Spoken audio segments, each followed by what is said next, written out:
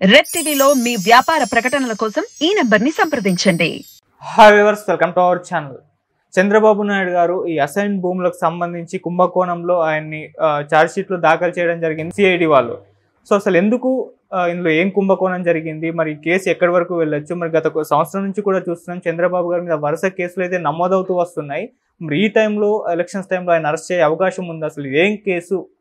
So ఇదే అంశం మీద డిస్కస్ చేయడానికి ప్రజెంట్ మనతో పాటు అడ్వకేట్ మధు శర్మ గారు ఉన్నారు. వారితో ఒకసారి డిస్కస్ చేద్దాం. సార్ నమస్కారం. సార్ నమస్కారం.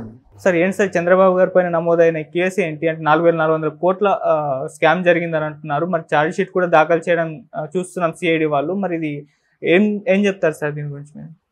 అంటే ఆల్రెడీ ఇప్పుడు చంద్రబాబు నాయుడు గారి మీద మనకి స్కిల్ డెవలప్మెంట్ స్కామ్ అని చెప్పేసి అదొక కేసు ఆయన పైన ఆల్రెడీ ఉండటం జరిగింది.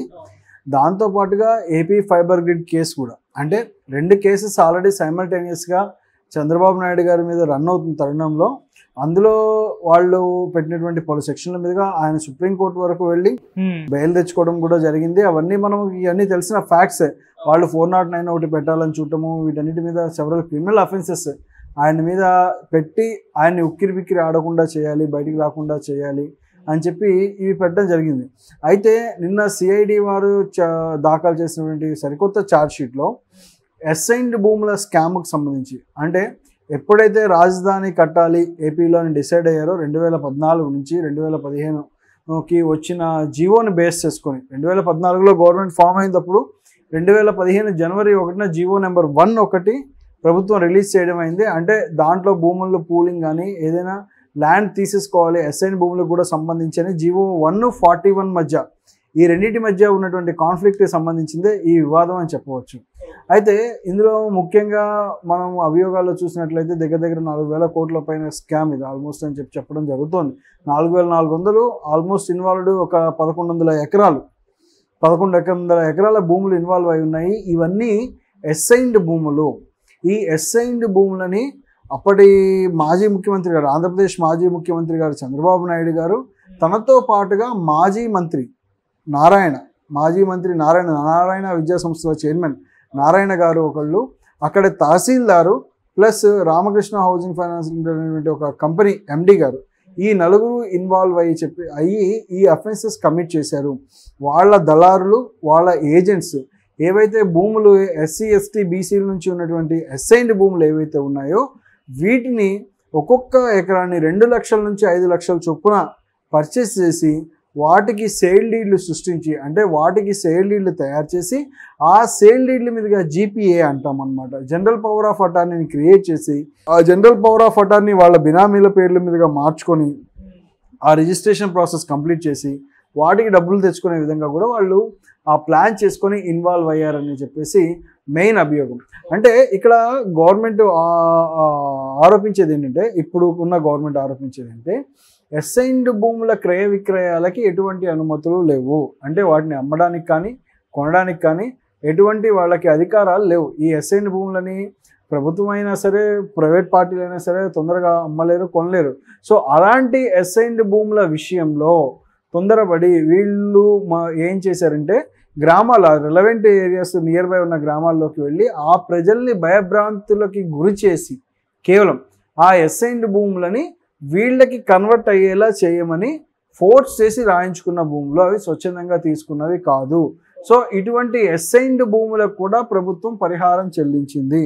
అంటే వాటిని జీపీఏ ద్వారా రిజిస్టర్ చేయించి వాటికి ప్రభుత్వం పరిహారం చెల్లించింది అని చెప్పేసి ఆ అభియోగాల్లో చేర్చడం జరిగింది. అంటే ఇక్కడ మనం ముఖ్యంగా గమనించాల్సింది ఏంటంటే సిఐడి వారు ఏదైతే సిబిఐ కోర్టుకి సమర్పించినటువంటి ఛార్జ్షీట్ ఏదైతే ఉందో అందులో ప్రభుత్వాధికారులు కూడా వారి వాంగ్మూలంలో చెప్పడం జరిగింది, మేము ప్రభుత్వంలోని పెద్దల ఒత్తిళ్లకి తల ఒగ్గి మాత్రమే జీపీఏ రిజిస్ట్రేషన్ చేయడం జరిగిందని చెప్పేసి 164 సిఆర్పిసి స్టేట్మెంట్స్లో వాళ్ళు స్పెసిఫిక్గా మెన్షన్ చేయడం జరిగిందని చెప్పేసి చెప్తున్నారు.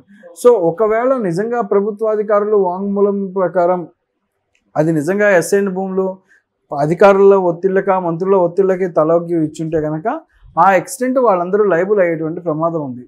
దీన్ని ఇంకొక కొత్త కోణంలో ఏంటంటే ఇది ఏమన్నా రాజకీయ కక్ష అనేటువంటి చర్చ కూడా మనకి జరుగుతున్న తరుణంలో, అంటే ముఖ్యంగా గమనించుకోవాలి, ఆధారాలు లేకుండా అంత పెద్ద స్కామ్ని సిఐడి వారు చంద్రబాబు పైన మోపినా అది నిలబడదు. అవును, చంద్రబాబు నాయుడు గారి పైన ఆధారాలు లేనటువంటి స్కాములు పెట్టినా నిలబడతాయా?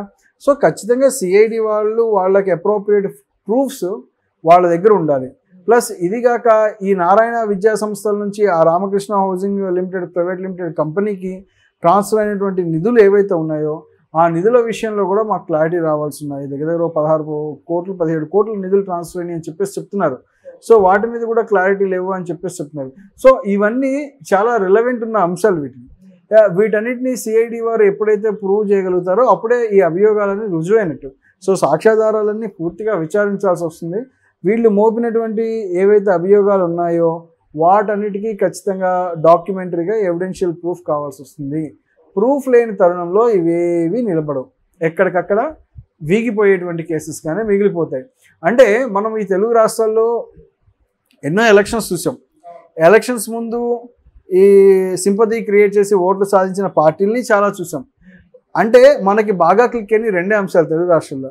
అయితే ఒకటి పాదయాత్ర చేస్తే అధికారం వస్తుంది, 2 జైలుకి వెళ్తే అధికారం వస్తుంది. సో ఈ రెండింటి సింపతిలో ఏది వర్కౌట్ అవుతుందనే చూడాలి. ఇప్పుడు ఈ ప్రెజెంట్ నీడ్ ఆఫ్ ది అవర్లో ఇప్పుడు ఆ మూమెంట్ ఎలా ఉంది, ప్రజల పల్స్ ఎలా ఉందనేది ఏపీలో మనము ఇంకా ప్రెడిక్ట్ చేయలేకపోతున్నాం. ఏ రకంగా అంటే ఇప్పుడు చంద్రబాబు నాయుడు గారి లీడర్షిప్ ఒకలా ఉంది, జగన్ గారి లీడర్షిప్ ఒకలా ఉంది. చంద్రబాబు నాయుడు గారి లీడర్షిప్ని మీరు కంపేర్ చేసుకున్నట్టయితే ఇన్ఫ్రాస్ట్రక్చర్ డెవలప్మెంట్, ఆయనంతా ఒక ప్రాజెక్ట్స్ రావాలి, క్యాపిటల్ సిటీ డెవలప్మెంట్ చేయాలి. So visionary development in future మనము ఒకవేళ కంపీట్ అవ్వాల్సి వస్తే ప్రపంచంతో పోటీ పడాలి, మనం ముందుకు వెళ్ళాలి ఆర్థికంగా అనేటువంటి ఒక ఎకనమిస్ట్ థాట్లా ఉంది. సో అదే కంపారిటివ్లీ సెకండ్ గవర్నమెంట్ అంటే మళ్ళీ 5 ఏళ్ళ తర్వాత ఫామ్ అయినటువంటి జగన్ గవర్నమెంట్ చూసుకుంటే ఈయన ఎక్కువ శాతం సంక్షేమ పథకాల మీద ఫోకస్ పెట్టడం జరిగింది. అంటే ప్రజలకు సంక్షేమ పథకాలు అందించాలి, సంక్షేమమే ప్రజలకు చేరువవ్వాలి అనే దాని మీద కాన్సెప్ట్ చేయడం జరిగింది. సో 2 ప్రభుత్వాల్లో ఏ ప్రభుత్వం ఫామ్ అయినా ప్రతి ప్రభుత్వంలో ఒక లూప్ హోల్ అవుతుంది.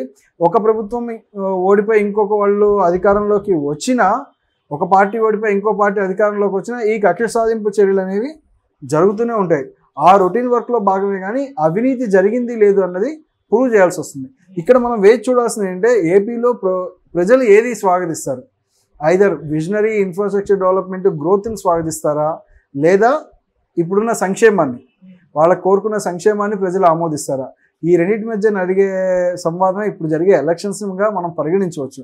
సో ఈ సినారియోలో ఒకళ్ళ మీద ఒకళ్ళు చేసుకునేవన్నీ అభియోగాలే అవుతాయి. కానీ ఇప్పటి అరెస్టు తరుణం అనేది సందిగ్ధం. చంద్రబాబు నాయుడు గారిని ఇప్పుడు అరెస్ట్ చేయడం వల్ల జరిగేది ఏదైనా ఉంటే ఛార్జ్ షీట్ అయిపోయాక అరెస్ట్ అనేది ఇప్పుడు ఏం ఉండదు. ఎవిడెన్స్ ఏదైనా కావాలంటే వచ్చి అడుగుతారు, కానీ అవన్నీ ఎగ్జామినేషన్స్ అయిపోయాక ఎవిడెన్స్ సబ్మిట్ చేయడం జరుగుతుంది. సో ఇప్పుడు అరెస్ట్ చేయడం అనేది it create some impact, sympathy on the Naidu గారు, చంద్రబాబు నాయుడు మీద పబ్లిక్లో సింపతి క్రియేట్ చేస్తుందేమో అని చెప్పవచ్చు. సార్, ఈ కేసుకు సంబంధించి చంద్రబాబు గారు కూడా ఎటువంటి నోటీసులు రాలేదు అని అంటున్నారు. అంటే నోటీస్ ఇవ్వాల్సిన స్టేజ్లోనే ఉంటుంది. ఛార్జ్ షీట్లో యూజువల్గా ఏం చేస్తారంటే ఎఫ్ఐఆర్ అయిపోయాక కావాల్సిన విట్నెసెస్ అందరినీ కాల్ ఆన్ చేస్తారు. ఈయన్ని అక్యూజ్డ్ ఎవరైతే ఉన్నారో A1 A2ని కాల్ ఆన్ చేస్తారు.